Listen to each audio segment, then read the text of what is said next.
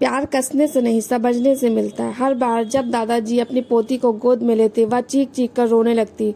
बच्ची को डॉक्टर के पास ले गए और डॉक्टर ने एक ऐसा वाक्य कहा कि मैं सन्न रह गई। विश्वास ही नहीं हुआ। बच्ची गुड़िया के जन्म के बाद से हमारा घर हमेशा रौनक से भरा रहता था। मेरा नाम अनीता है। गुड़िया को जन्म दिए 3 महीने से ज्यादा हो चुके थे और माँ बनने के शुरुआती तनाव से मैं धीरे धीरे उबर रही थी। मेरे पति राहुल एक सिविल इंजीनियर हैं। सुबह जल्दी निकलते, देर से लौटते, लेकिन बेटी से बेहद प्यार करते हैं। गुड़िया के दादाजी शर्मा जी स्वभाव से बहुत सीधे साधे हैं और पोती को सीने से भी ज्यादा कीमती समझते हैं। सब कुछ एक अजीब सी बात से शुरू हुआ। जैसे ही शर्मा जी गुड़िया को गोद में लेते वह जोर जोर से रोने लगती। शुरू में मैंने सोचा बच्ची छोटी है, आसानी से घबरा जाती होगी, लेकिन अजीब यह था कि मैं उसे गोद में लेती तो गुड़िया तुरंत ऊँघने लगती। दादी गोद में लेती तो बस हल्की सी आवाज करती, यहाँ तक कि आया गोद में ले लेती तो वह मुस्कुरा देती। मगर जैसे ही शर्मा जी हाथ बढ़ाते गुड़िया जैसे स्विच ऑन हो जाती।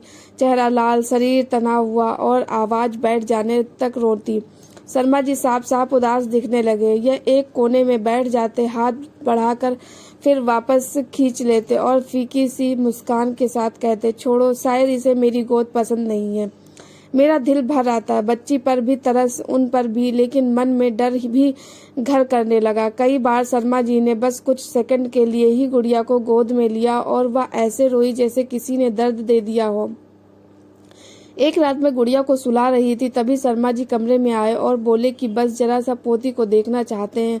उन्होंने उसे छुआ तक नहीं, सिर्फ पास खड़े हुए और गुड़िया का चेहरा सिकुड़ गया। वह सिसकने लगी, आंखें चौड़ी कर ली और घबरा कर रोने लगी। मैं घबरा गई, दिल जोर जोर से धड़कने लगा। राहुल झुंझुला उठा, पापा आप उसके पास मत आया कीजिए। लेकिन कितना रो रही है। शर्मा जी ठिठक गए, कुछ नहीं बोले और चुपचाप बाहर चले गए। मैं उन्हें जाते हुए देखती रही, भला गला भर आया। अगली सुबह मैंने तय किया कि बच्ची को डॉक्टर को दिखाना ही होगा। मन में खुद को समझाया बच्चे संवेदनशील हो सकते हैं, लेकिन सिर्फ एक ही इंसान पर इतनी तीखी प्रतिक्रिया, वो भी अपने ही दादाजी, यह सामान नहीं हो सकता। अस्पताल में बाल रोग विशेषज्ञ से गुड़िया को थोड़ी देर देखा और बहुत ध्यान से पूछा, क्या जब दादाजी गोद में लेते हैं तो बच्ची शरीर को पीछे की ओर मोड़ती है, गर्दन अकड़ जाती है, चेहरा लाल हो जाता है? मैंने सिर हिलाया, मैंने हाथ ठंडे पड़ गए। डॉक्टर कुछ सेकंड चुप रहे, फिर एक वाक्य कहा जिसने मुझे जैसे जमीन पर गड़ा दिया और मुस्कुरा दी।